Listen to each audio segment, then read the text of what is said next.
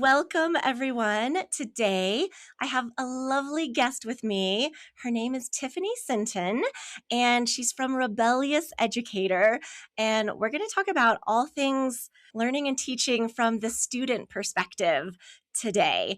And I was really excited when I got connected to Tiffany on Instagram because our philosophies are so aligned in terms of how quality education can enhance everything about a coaching program. And so often we focus on the wrong things.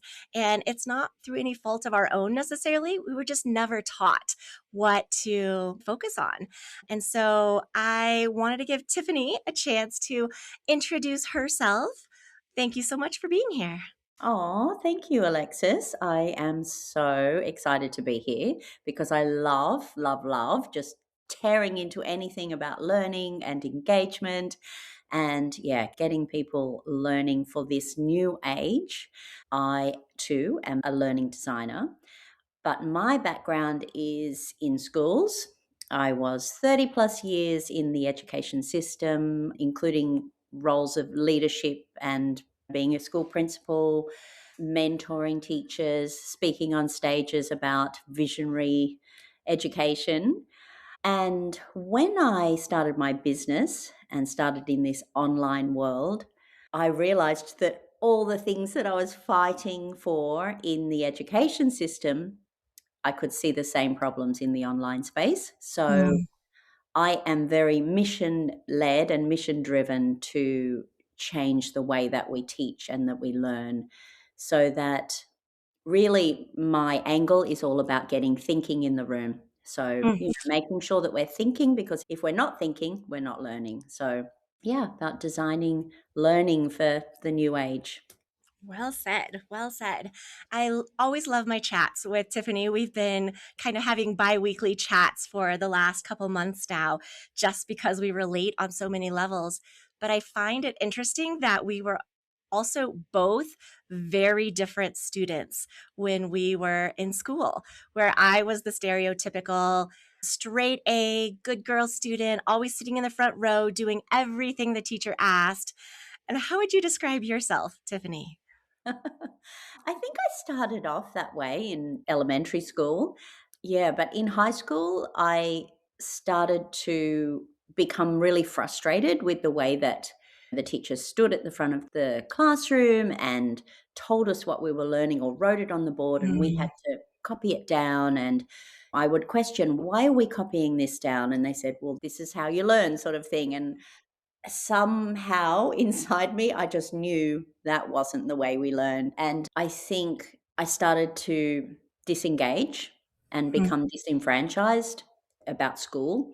So I mhm. would sit at the back of the class. I would question. I maybe would be the chatty one at the back of the class, or I would be the one staring out the window, dreaming of whatever I was dreaming up. And it led to a lot of truancy as well. So I would skip classes and I would go and play music with musicians from the boys' school, which also gave me a chance to go and hang out at the boys' school. But I would be playing music or creating art or something like that instead of sitting in these history rooms or maths rooms or English rooms, being forced to sort of comply. And Yeah. yeah, it just didn't sit well with me and my way of learning. So I don't think I was ever labeled as a bad student. It was always, oh, she's not living up to her potential. She's so Mm. bright, but she doesn't apply herself. So all my reports were full of that. It's interesting because while maybe on the outside I looked like, oh, a perfect, obedient kind of teacher's pet style student, but yet it didn't mean I was learning anything. I was almost afraid. Okay, I can't get this wrong. Like I was just regurgitating what the teachers told me. And I didn't realize for a long time that it's not the full essence of a learning experience. And it honestly took me until I was in my doctoral program until I felt like I was really pushed to use my own critical thinking skills and pushed to be my own expert, to come up with my own ideas, to decide where the research needed to go. It wasn't just me doing what somebody else told me. And it's been such an important lesson to learn because that's how entrepreneurship works too. Nobody just tells you, here, if you just do ABC, you'll get an A, you'll get the perfect result. You have to figure out in the real world how to adapt and decide for yourself, make those conscientious decisions and be more bold and learn to fail. Actually, that's a huge part of it, not just getting the check mark for doing what the teacher thought was right or sharing their ideas. You have to find your own spin on things. And of course, if anybody says, oh, we all want to be able to think for ourselves, but we don't actually practice it as much as we think we do, because Yeah. it's easier to just follow along with somebody else's script. Yes, exactly. And how many coaching programs do you see that are doing exactly that? And I don't blame them because it's what they've experienced. It's what they experienced at school and at Mhm. university. The lecturer telling them, filling this empty vessel with the knowledge, Yeah. and now you need to remember the knowledge and then you need to regurgitate it. So there are so many coaches and entrepreneurs out there who are looking for their teacher at the front of the classroom to tell me what to do, tell me the Mhm. steps. And the leaders who are giving them the steps, just follow my 5 steps, you'll be successful. How many times have you been in a program where you've followed the 5 steps, but you haven't had the same results as that person? You No. know, because you're Yeah. right. As entrepreneurs, we need to be thinking for ourselves and working out what fits for us and what fits for our context of what we're trying to teach. What information are we trying to give our people? And how do we get there, you know? Yes. Yeah. And coming from a background in higher ed where I worked with lots of faculty members on making their teaching better and trying to set students up for success. And it's just this traditional, hey, not everybody, but there's still an old school mindset of, well, this is how I learned. I'm going to tell you everything I know, and then Mhm. you need to figure it out. And that just doesn't happen. The same thing, like a coach can tell you all day long what worked for them, but until you're given a chance to apply it and make mistakes and learn from them and adjust and adapt and get feedback and try again, it's never going to become your own. So, I'd love to get your spin on what's the difference between a coach teaching the way they like to learn or the way they were taught versus actually teaching to a variety of learners. Okay, so it comes down to these coaches, they have it in their hearts, they have the intention to Mhm. help people. They have the intention to give people a transformation, and Yeah. they are driven to do that. And that is beautiful. I know so many of them do truly want that. So, why wouldn't you be wanting to teach to all kinds of learners and Mhm. try to reach every type of person because you know this transformation is going to change their lives if they can get this transformation? So I think people are aware that there are different types of learners.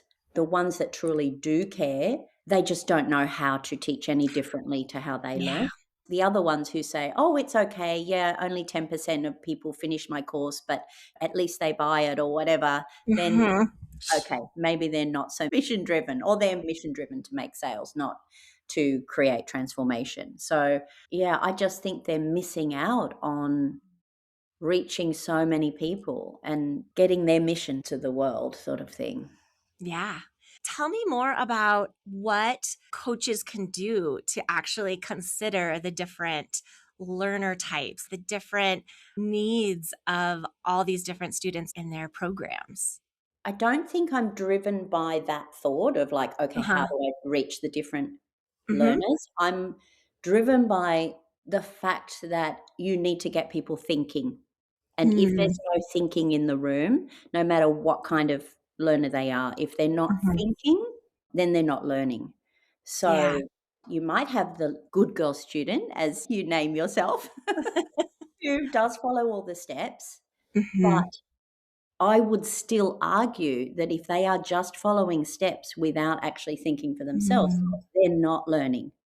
And yeah. then any other kind of learners there are, it's about getting them thinking. And there are ways to get people thinking, but you have to change the way you're teaching. You have to create space for thinking. You have Mm, to ask intentional questions that get them thinking. You need to have time and opportunities to reflect on what you've just been exploring. You need time to explore things. There are ways that I believe actually get through to all kinds of learners. hmm. I'd love to hear some tips or things that you commonly recommend. But I know from firsthand experience, so often, like I'll go to a master class and great, it's an hour long master class. And we sit and listen to the coach speak for 50 plus minutes. And then you look down and it's like, okay, 5 minutes for Q&A, maybe 10 if you're lucky. And you're like, there's so much information that's been thrown at you. It's kind of after the fact. And by then, either you've tuned out or you've decided it's not for me, or you think you know it. And then as soon as you get off that Zoom call, you've forgotten it. Yes. Oh my goodness. I've been in hundreds of masterclasses like that. And it seems that they've all got the script, haven't they? They've got the framework. Okay, I just need Yeah. to follow this framework and then I'm going to have a successful masterclass.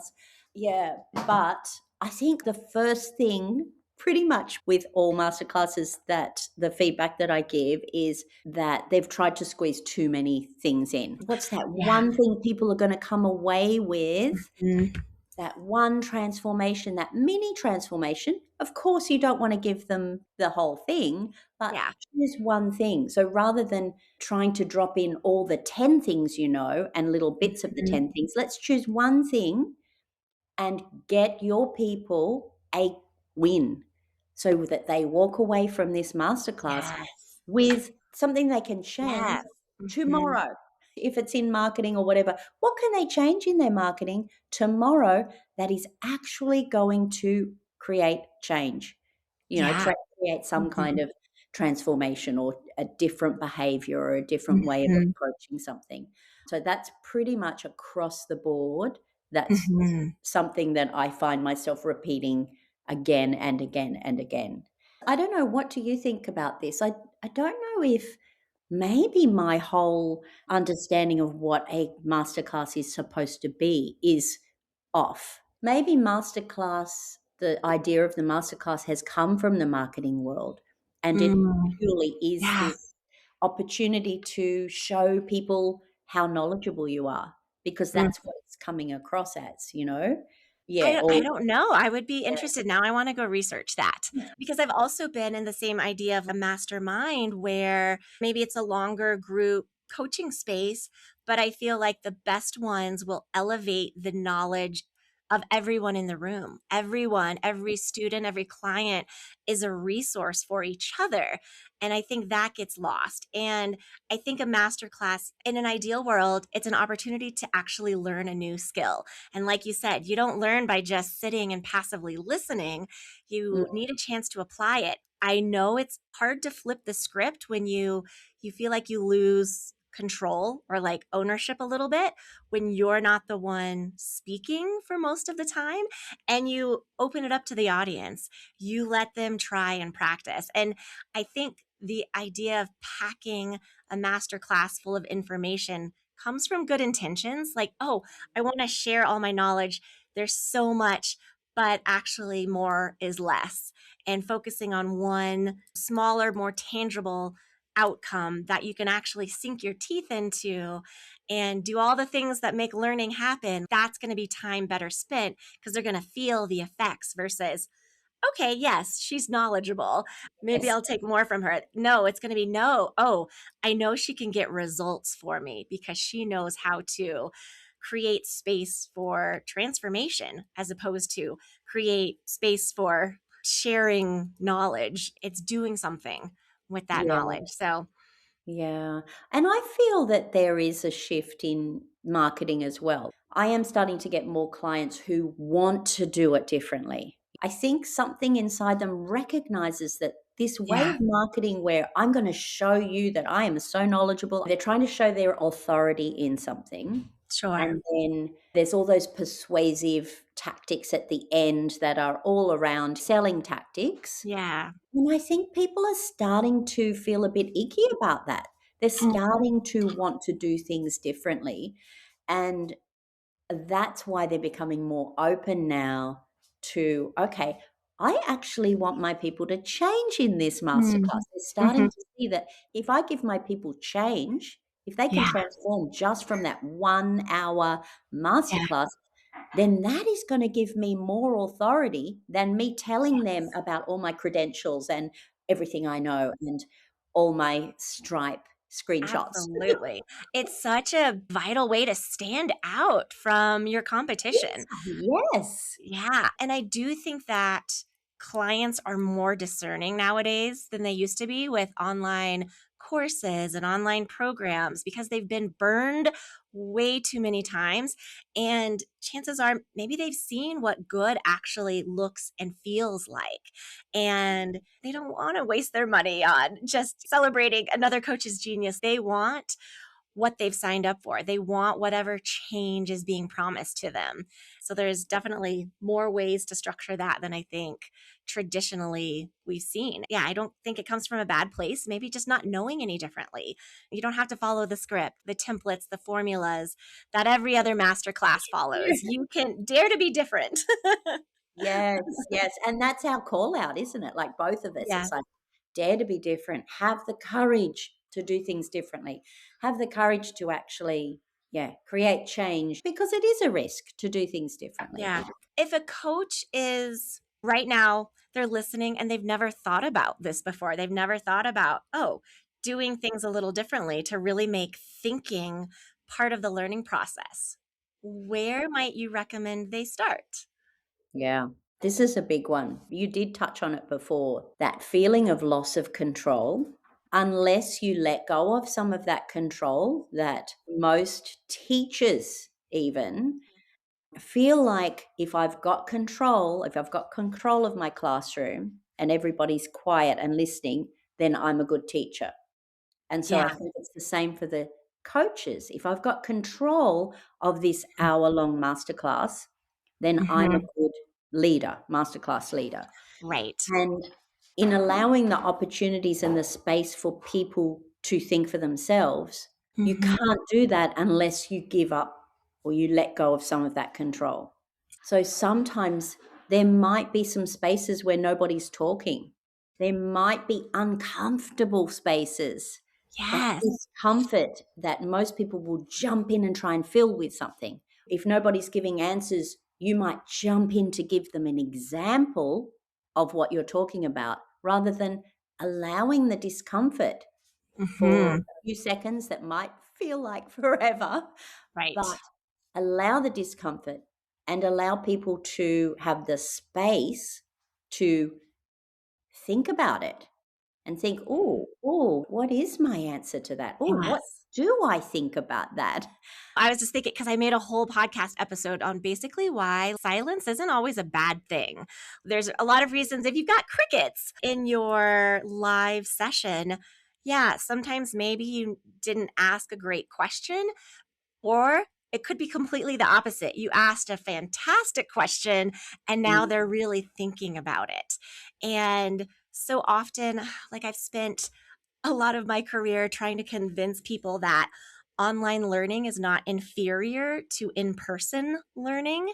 But so many facilitators or teachers or coaches who are used to that in person experience, they will say, but I can feel it. I can see whether people are paying attention.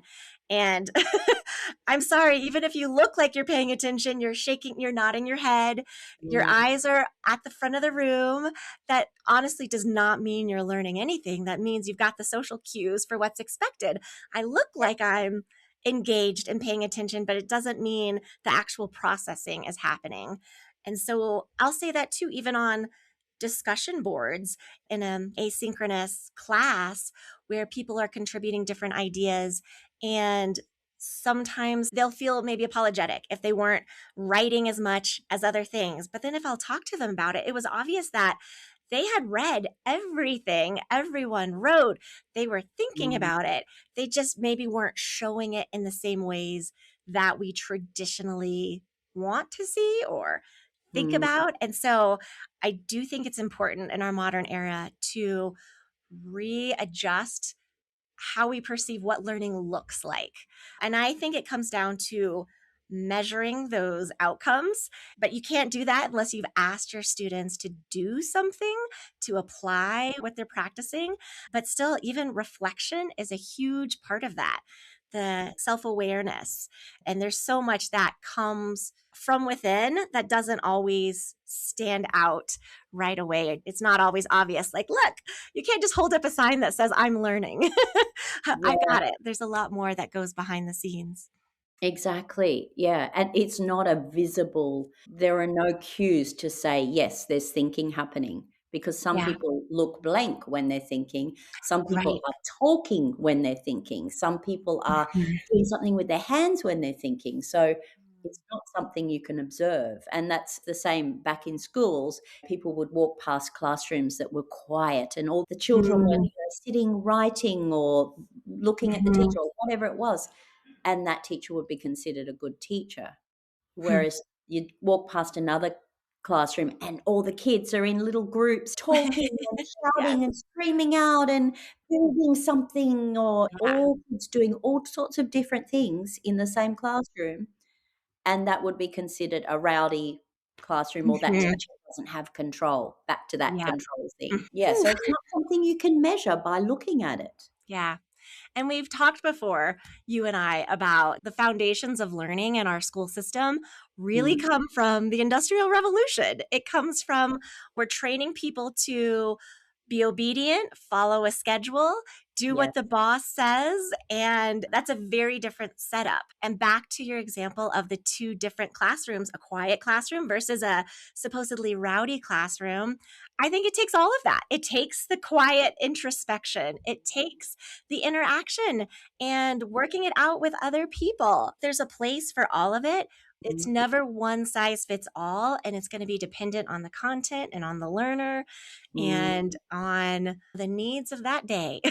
Yeah, it's the classroom that has the spaces for the Mm. quiet, the cave where you can go in and be introspective and reflect and whatever. You have the space where you can build and Yeah. experiment with things and risk, take Mhm. risks and problem solve. And then you have the communication section where people can talk things out and argue Mhm. things. And yeah, it takes all those spaces, and so it's the same Mhm. when we're designing a program or a masterclass. It's almost harder in an online Mhm. space You have to because be more intentional, I think. Yeah. we're very intentional about how we design all of those things Yeah. into an online space or a 2-hour session Mhm. or whatever it Mhm. is that you're Yeah, but there's putting into still the so program. many ways to create engagement, and that's what I love talking with Mm, clients about because sometimes they don't know what's possible because they haven't experienced it. I know there's a lot of folks who will say, I'm a hands on learner, I'm kinesthetic, or I'm a visual learner, I'm an auditory learner. And in the literature, it's kind of been debunked. There's not only one way to learn. Honestly, you kind of need all the ways. But we yeah. gain these preferences.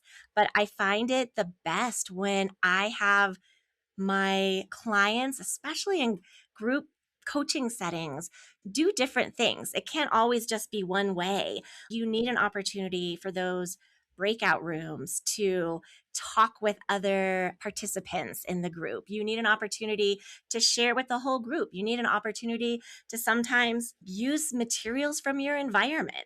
Sometimes you're getting up and moving. I don't always keep my participants sitting down in a session. Sometimes Mm, it is bringing in music or certainly bringing in the voices of others in the room versus me just telling you everything I know. As much as I like to talk, I love to talk, I have to remind myself to, it's not about me. Let's mm. incorporate others. And so, Yeah. Learning is also a very social thing. People can yeah. learn with Mhm. others. So Mhm. often learning, true learning is co-created. It's not Mm. just from the One leader. It's something that's co-created. It's no longer the hierarchy, is it? Where the Yes. teacher is at the Mhm. top. But in any classroom, even when I had kindergarten students, I Mhm. am a learner. And I would tell them that. I am a learner the same as you are a learner. I am learning from you. We're learning from each other. We're going to Mhm. build new learning together. And the same in online Right. learning. Your participants, you don't know what their background knowledge is when you're first Yeah. designing it. You don't know what's going to come in until you're in there and you're with them, and then you're building the learning together, and it becomes a co-creative process. Yeah. Yeah, that's the fun of it. I have 3 sons, and they're a little beyond Lego age now, but there was a time where it's just this giant vat of Legos, and it wasn't following the rules on the package. It was like, "We're gonna make our own world," and that it leads to such better possibilities than, "Nope, Mhm. we're gonna stick to the prescribed instruction manual," and those are some of my happiest memories. Yes, that's a really good point because I think too, sometimes when people are designing their courses and they might be designing their lesson and they've Mhm. decided what their learning goal is for the end of Mhm. the learning outcome for the end of that lesson, I also push back on that in Mm. terms of let's not make that a finite learning Mm. goal Mhm. because you don't know where someone could take that. Why limit someone's potential to take it way further? So some people will take it way further. Some people will do it in a different way. So we also have to be careful about designing our learning goal that it's not a finite goal. It's open enough to allow for infinite potential. Right, right. And while I think there's a lot more forethought and planning that goes into, let's say, an online course, it doesn't mean, yes, that you can't adapt and you should always leave space for. Sometimes you realize, oh, I'm designing this, it's too low level. Even if you think you've done all the onboarding surveys and questionnaires and you think you know your audience, sometimes you have to adapt. And I love it when a coach can give space for, again, letting it go deeper and bigger than they even expected. Or sometimes you have to dial it back and make sure everybody's on the same page before you can move forward. But that's why it's an art and it's a science. And every masterclass, every group coaching session, even every one on one, it's going to feel so different because of the people in the room if you Mm. let it. And that's a good thing. And that's a really good thing. Yes, exactly. You were talking about engagement before, Mhm. and I just want to bring this up because I know Yeah. you and I have seen this so often. So we know we need learning engagement to have Yeah. learning. You need to be engaged to have learning. Mhm. But so often people think engagement is, oh, people are active in the chat, or, Yeah. there's lots of Mhm. emojis being thrown around, or the leader might say, put a fire emoji in the chat if you're getting this, or put a fire Right. emoji in the chat if you're loving this, that sort of thing. And they're thinking, yeah, lots of engagement. Yes. Everybody said they loved it. Yes. Everybody was active in the chat. But that is procedural engagement. The learners or the good girl students who used to Yep. be able to nod their head and smile Yep. and put their hands up, they knew what they needed to do to Mhm. show the teacher that they were engaged. But that's not real engagement Right. either, you know? Surface level. Surface On level. a surface Yeah. level, you're pleasing the teacher. You've become a Yeah. people pleaser. So Yes. that's what you've been trained. That's what Yes. you've learned, how to be a Mhm. people pleaser. And then it's so hard to unlearn that. So Yes, it's yes, better not to start. yes, but unfortunately, everyone's been through that system, so then Yeah. when you get them in the Zoom rooms, that's how they behave. Mhm. They're in that teacher-pleasing behavior. Yeah. Yeah, I almost wanna encourage students, stop nodding along. I mean, I don't say that, but instead, I'm gonna ask them some tough questions, get them to do something a little more challenging or unexpected, hopefully. Yeah, So, yeah. anything else you think is worth sharing in this lovely conversation about bringing thinking back in this And modern age thinking of back, learning? make thinking great again. Right. Oh, it's a hard one because not only are you and I training these coaches to Mhm. rethink the way that they're teaching.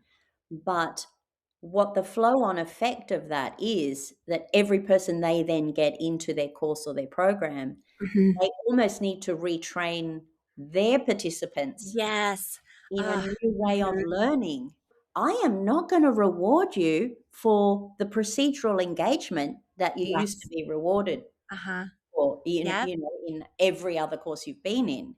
And of course, they're not going to put it in those terms, but there's an element of learning how to learn again, that these new wave of coaches who are going to do things differently almost need to have that in the back of their minds as well. Like, to their participants, you are going to be learning in a way that maybe you haven't learnt before. Yeah. There are going to be uncomfortable spaces. I am Uh-huh. going to be asking you questions. Yeah. I'm not going to be rewarding you for being busy in the chat.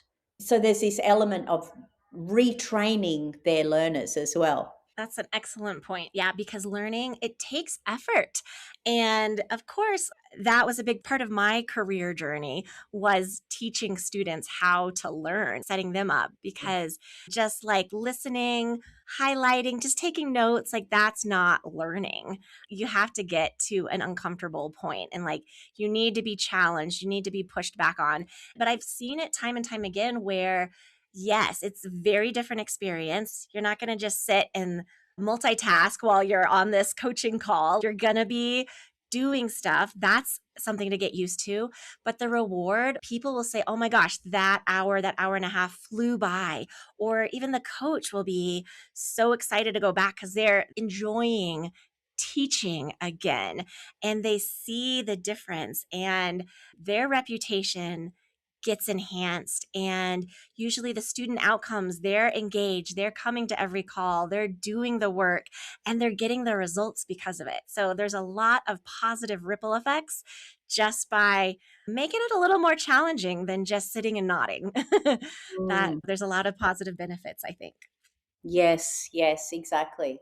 On that, on the Mhm. engagement, and just maybe a tip for coaches if they do want to know if their learners are Yeah. engaged. Because, Mhm. like we were saying before, you don't know by just the behaviors of being busy in the chat or nodding Yeah. along or smiling. But the responses to learning in Mhm. engagement terms, we have three parts, right? So we have the operative part. Are Mhm. they actually achieving something? Is there some kind of sense of achievement? Yeah. Affective. Are they interested in it? Are they having fun? Is Mm. it relevant to them? Is there some kind of Mhm. emotional response to the learning? Yeah. And then cognitive response. Are they actually learning something? Do they feel like their thinking has changed about something or they've Mm. got a new skill or any of Yes. those? So if those three things are happening, then you have engagement, right? And we need Mhm. engagement for learning. So it's kind of like the first step to the Yeah. learning. And so this is not something you can see. You need to ask the intentional questions to Mhm. get your learners to reflect on those things, even at the end of a session, whether you had a reflection section where you ask intentional questions to pull those Mhm. answers out of them. What Mhm. was your response to this learning experience? We just had this learning experience. Was it fun? Do you feel like you learnt anything? Did you achieve something? Was there sort of some kind of traction towards a goal? I mean, I think that's probably the best way to think about how do you know? How do you Mhm. really know if Right. someone's engaged? Yeah, it Yeah. to be having a conversation around it. Yeah, that's awesome. And I do find sometimes, yeah, it's a long game. Yes, you may have that light bulb moment in the moment, but I think true learning, true behavior change, or learning that new skill, it happens over time. It takes engagement and a feedback loop between both the learner and the coach to make sure it's moving in the right direction. Yeah, if you're asking those questions, that could be part of the feedback Hmm. loop. And the Yeah. traction, of course, like you're saying, there's a long goal and Hmm. moving a little bit towards that Yeah. goal. Are you feeling that kind of traction? Yeah. Oh, so juicy. But that's where the magic happens for sure. Yes. Yes. Well, thank you so much for being here today with me, You Tiffany. are so welcome. And on the other side of the globe, I might add, since you're in Australia and I am in the USA, in Colorado. So if somebody wants to learn more about your approach to education, where is the best place to find you? Well, the place I hang out the most is on Instagram, and I'm literally Tiffany.Sinton on Instagram, also my website. But yeah, come to Instagram, send me a DM. I'd love to chat more about learning and engagement and thinking, getting thinking in the room. Perfect. We'll put the link in the show notes. Thank you again, Brilliant. and we'll talk to you soon. Thanks, Alexis. Bye. Bye. Thanks for tuning in to the Learning Alchemy Lab. If you enjoyed this episode, hit subscribe and connect with me on Instagram at The Learning Alchemist. Until next time, keep teaching with intention and creating learning that truly transforms.